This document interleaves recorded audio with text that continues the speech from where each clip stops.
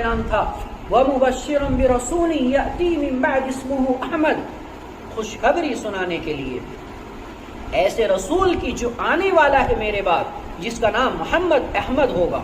تو یہاں احمد ہے، دونوں نام ہیں. تو خیر اس نے کہا کہ اگر ایسی باتیں ہیں تو میں کہتا ہوں وہ سچا نبی ہے. کیوں؟ اس لیے کہ محمد صلی اللہ علیہ وسلم کے اخلاق آپ نے بتائے کہ آج تک اس نے جھوٹ نہیں بولا. کیوں؟ آپ دیکھیے یہاں سمجھنے کی بات یہ ہے، ابو سفیان جیسا شخص وہاں جھوٹ بولنے کے لیے تیار نہیں تھا، اپنے دشمن کے خلاف بھی. کیوں؟ اس لیے کہ وہ جھوٹ بولنے کو اپنی عزت اور شان اور وقار کے خلاف سمجھتے تھے. اب جتنا زیادہ جھوٹ بولا جائے آدمی اتنا زیادہ اپنے آپ کو سمجھدار مانتا ہے.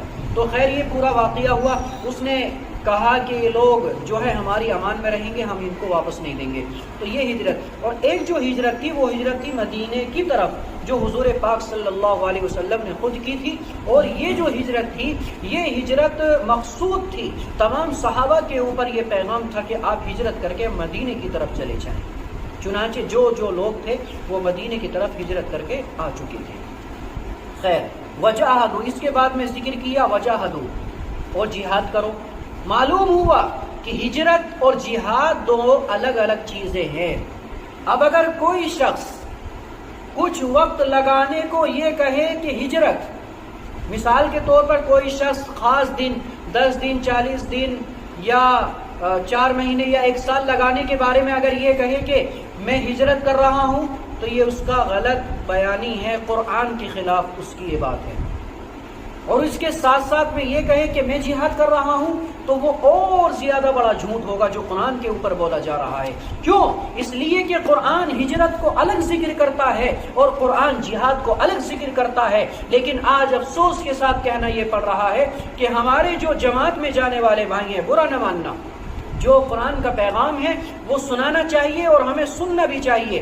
جو ہمارے جماعت میں جانے والے حضرات ہیں وہ بڑے زور شور کے ساتھ میں یہ کہتے ہیں ہجرت ہجرت، اور اپنی جماعت میں جانے کو اگرچہ مسلم علاقے میں ہو، اگرچہ یہاں سے نکل کر دوسرے محلے میں ہو، اس کو ہجرت کا نام دیں گے اور جہاد کا نام دیں گے، حالانکہ قرآن ہجرت اور جہاد دونوں کو الگ الگ ذکر کر رہا ہے. معلوم ہوا کہ ہم یا تو جھوٹ بول رہے ہیں جان بوجھ کر، یا ہم انجانے میں یہ جھوٹ بول رہے ہیں جو قرآن کریم کے خلاف بولا جا رہا ہے. اللہ پاک ہماری حفاظت کرے. خیر ہجرت کے بارے میں بھی پچھلی آیتوں میں ذکر کیا گیا تھا، اور جہاد کے بارے میں آج سمجھنے کی ضرورت یہ ہے کہ قرآن نے ہجرت کو الگ ذکر کیا اور جہاد کو الگ ہی ذکر کیا. معلوم ہوا کہ ہجرت اور جہاد ایک کام نہیں ہو سکتا. ہجرت اور جہاد ایک ہی کام نہیں ہو سکتا، دونوں الگ الگ کام ہیں.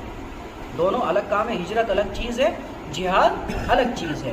ہاں یہ ہو سکتا ہے کہ ہم نے ہجرت کی اور ہجرت کرنے کے بعد میں جہاد کا موقع آیا، جہاد کر لیا، یہ ہو سکتا ہے. لیکن ایک ہی کام کو میں تفسیر کر رہا ہوں، میں اس کو ہجرت، چونکہ میں اتنی دور سے آیا ہوں تحصیل سے یہاں تک، میں اس کو ہجرت کہوں اور ہجرت کے ساتھ ساتھ میں جہاد کہوں، تو میں جھوٹ بول رہا ہوں، میں غلط بیانی کر رہا ہوں، قرآن کے کانسیپٹ کے خلاف میں بات کر رہا ہوں. خیر یہ ایک چھوٹی سی بات تھی جو اس آیت کے اندر ذکر کی گئی ہے.